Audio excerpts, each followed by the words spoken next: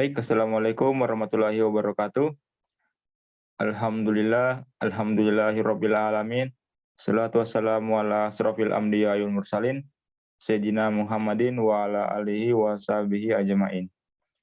Terima kasih atas kesempatan yang telah diberikan kepada kelompok kami untuk memaparkan materi yang berjudul Sejarah dan Peradaban Islam pada Masa Kekhalifahan Abbasiyah. Kami dari kelompok 10 yang beranggotakan baik Nila Gros Kesume, Diva Putri Aryadi, M. Eza Andrean, Muhammad Rizwan Fauzi Rahman, Muhammad Umar Senwaji, Oktri Nadila, Rani Ayu Putri Zahrawani, dan yang terakhir Zatata Az-Zahira. Periode kekuasaan Kekhalifahan Abbasiyah. Seperti yang kita ketahui, masa kekuasaan dinasti ini memiliki masa yang dapat dibilang cukup lama. Kekuasaan dinasti ini berlangsung selama 5 abad lamanya. Kekuasaan ini dimulai pada tahun 132 Hijriah atau 750 Masehi sampai dengan 656 Hijriah atau 1258 Masehi.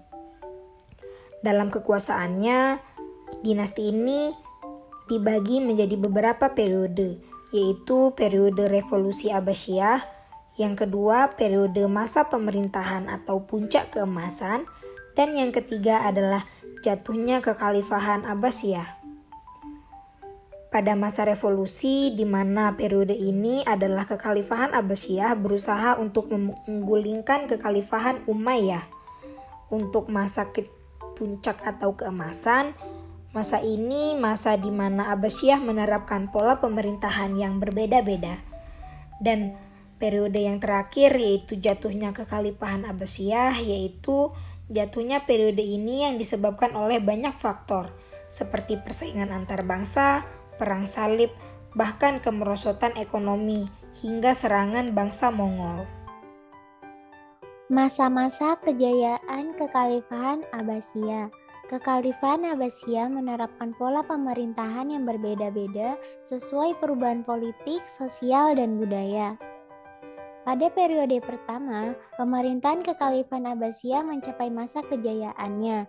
Pada periode kekuasaan politik dan agama sangat kuat dan juga para tokoh pemimpin berhasil menyiapkan landasan bagi perkembangan filsafat dan ilmu pengetahuan dalam Islam. Namun setelah periode ini berakhir, pemerintahan Kekhalifahan Abbasiyah mulai menurun dalam bidang politik, meskipun filsafat dan ilmu pengetahuan terus berkembang. Para pemimpin yang berhasil membawa Kekhalifahan Abbasiyah pada masa kejayaannya adalah Al-Mahdi, Al-Hadi, Harun Ar-Rasyid, Al-Ma'mun, Al-Mutasim, Al-Watsik, dan Al-Mutawakil. Pada masa Al-Mahdi, perekonomian mulai meningkat pada sektor pertanian dan peningkatan hasil pertambangan. Pada masa Harun al-Rasyid, memanfaatkan kekayaan negara untuk keperluan sosial. Di masa ini, kesejahteraan sosial, kesehatan, pendidikan, ilmu pengetahuan, dan kebudayaan berada pada kejayaannya. Serta negara Islam menempatkan dirinya sebagai negara terkuat dan tak tertandingi. Di sini saya akan menjelaskan tentang Abbasiyah menjadi pusat peradaban dan pendidikan. Salah satu bukti nyata bahwasannya pada masa Abbasiyah ini, yaitu di kota Baghdad, terdapat pusat peradaban dan kebangkitan ilmu pengetahuan dalam Islam, yaitu Baitul Al-Hikmah, yang merupakan perpustakaan yang berada di kota ini berfungsi sebagai pusat pengembangan ilmu pengetahuan. Institusi ini merupakan kelanjutan dari institusi serupa di masa Imperium Sasania Persia yang bernama Jundi Shapur Academy. Pada masa Harun al-Rasyid, Baitul Hikmah dipergunakan secara lebih maju, yaitu sebagai tempat penyimpanan buku-buku kuno yang dapat dari Persia, Bizantium, dan bahkan Ethiopia dan India. Pada masa Abbasiyah juga terdapat beberapa bidang yang menjadi pusat peradaban. Yang pertama adalah dalam bidang sastra. Kota Baghdad terkenal dengan hasil karya yang indah dan digemari orang. Di antara karya sastra yang terkenal ialah Al-Failah wa Lailah atau Kisah 1001 Malam. Di kota Baghdad ini lahir dan muncul para saintis, ulama, filosof, dan sastrawan Islam yang terkenal, dan juga ada dalam bidang ekonomi pada masa Harun al-Rashid dan al-Ma'mun. Perdagangan dan industri berkembang dengan pesat. Kehidupan ekonomi kota ini didukung oleh 3 buah pelabuhan yang ramai dikunjungi para khalifah dagang internasional, yang menyebabkan Abbasiyah menjadi salah satu kota termasyhur pada masa sejarah peradaban Islam. Sistem politik, pemerintahan, dan bentuk negara pada Kekhalifahan Abbasiyah. Pada zaman dinasti Bani Abbasiyah, pola pemerintahan yang diterapkan berbeda-beda sesuai dengan perubahan politik, sosial, ekonomi, dan budaya. Sistem politik yang dijalankan oleh Daulah Bani Abbasiyah satu antara lain: yang pertama, para khalifah tetap sedang para menteri, panglima, gubernur, dan para pegawai lainnya dipilih dari keturunan Persia dan Mawali. Yang kedua, kota Baghdad digunakan sebagai ibu kota negara yang menjadi pusat kegiatan politik, ekonomi, sosial, dan kebudayaan. Yang ketiga, ilmu pengetahuan dipandang sebagai suatu yang sangat penting dan mulia. Yang keempat, kebebasan berpikir sebagai hak diakui sepenuhnya. Yang kelima, para menteri keturunan Persia diberi kekuasaan penuh untuk menjalankan tugasnya dalam pemerintah. Dalam menjalankan pemerintahan, Khalifah Bani Abbasiyah pada waktu itu dibantu oleh seorang wazir atau perdana menteri atau yang jabatannya disebut dengan wizarat. Sedangkan wizarat itu dibagi lagi menjadi 2, yaitu wizarat tanfizat atau sistem pemerintahan presidentil, yaitu wazir hanya sebagai pembantu khalifah dan bekerja atas nama khalifah. Yang kedua, wizaratut tafwid atau parlemen kabinet, yaitu wazirnya berkuasa penuh untuk memimpin pemerintahan. Khalifah sebagai lambang saja. Pada kasus lainnya, fungsi khalifah sebagai pengukuh dinasti-dinasti lokal sebagai gubernurnya khalifah. Selain itu, untuk membantu khalifah dalam menjalankan tata usaha negara, diadakan sebuah dewan yang bernama Diwanul Kitabah atau Sekretariat Negara, yang dipimpin oleh seorang eksekutif atau sekretaris negara. Dan dalam menjalankan pemerintahan negara, wazir dibantu beberapa raisul dewan atau menteri departemen-departemen. Budaya kekhalifahan dinasti Abbasiyah. Yang pertama, arsitektur. Ketika kekuatan bergeser dari Bani Umayyah ke Abbasiyah, gaya arsitek juga berubah. Gaya Kristen berkembang menjadi gaya yang lebih didasarkan pada kekaisaran Sasanian, menggunakan batu bata lumpur dan batu bata panggang, dengan plasteran berukir. Yang kedua, tekstil. Mesir menjadi pusat industri tekstil, adalah bagian dari kemajuan budaya Abbasiyah. Koptik dipekerjakan di industri tekstil dan menghasilkan linian dan sutra. Terkenal dengan pabriknya lebih dari 5.000 alat tenun. Mereka tidak hanya menggunakan tinta tetapi juga cairan emas. Beberapa potongan yang lebih halus diwarnai sedemikian rupa sehingga membutuhkan 6 perangko terpisah untuk mencapai desain dan warna yang tepat. Teknologi itu akhirnya menyebar ke Eropa. Yang ketiga, teknologi. Dalam teknologi, Abbasiyah mengadopsi pembuatan kertas dari Cina. Penggunaan kertas menyebar dari Cina ke Kekhalifahan pada abad ke-8 Masehi dan kemudian ke seluruh Eropa pada abad ke-10 Masehi. Itu lebih mudah dibuat daripada perkamen, lebih kecil kemungkinannya retak daripada papirus, dan lebih menyerap tinta, membuatnya ideal untuk membuat salinan Al-Quran. Kemudian adalah kemunduran kekhalifahan Abbasiyah. Dinasti Bani Abbasiyah runtuh pada tahun 1258 Masehi, dan terdapat 4 poin faktor yang menjadi penyebab runtuhnya dinasti Bani Abbasiyah. Yaitu yang pertama adalah lepasnya wilayah-wilayah kekuasaan. Wilayah dinasti Abbasiyah sangat luas dan meliputi wilayah yang membentang dari Tunisia di Afrika Utara hingga lembah di Sungai Indus yang berada di Pakistan dan India Barat. Dan wilayah ini dipercayakan kepada para amir atau gubernur yang otonom. Dan perlahan, para gubernur ini membentuk dinasti sendiri dan mewariskan kekuasaannya kepada keturunannya, yang mengakibatkan perlahan kekuasaan dinasti Abbasiyah pun melemah dan hanya menjadi simbol saja. Dan yang kedua adalah konflik antara berbagai suku bangsa, yaitu antara bangsa Turki, Persia, dan Arab.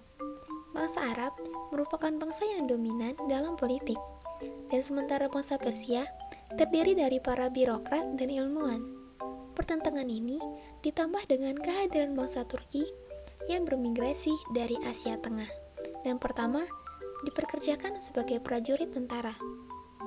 Pertentangan antar suku ini diawali oleh peristiwa anarki di Samara antara 861 hingga 870 Masehi, yaitu adalah perebutan kekuasaan antara Al-Mu'taz atau yang didukung oleh pasukan Turki berbasis di Samara melawan Al-Musta'in yang didukung bangsa Arab dan Persia di Baghdad, dan perebutan ini akhirnya dimenangkan oleh Al-Mu'taz. Kemudian yang ketiga adalah konflik keagamaan, yaitu antara aliran Mu'tazilah dan Asy'ariyah, serta antara aliran Syiah dan Ahlus-Sunnah.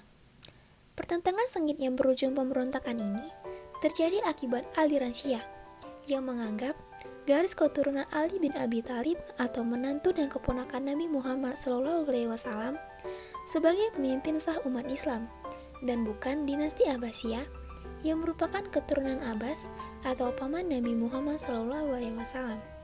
Pemberontakan ini menyebabkan berdirinya dinasti Fatimiyah yang merebut Mesir, Afrika Utara, dan Palestina dari dinasti Abbasiyah pada abad 10 Masehi. Dan yang terakhir adalah serangan bangsa Mongol.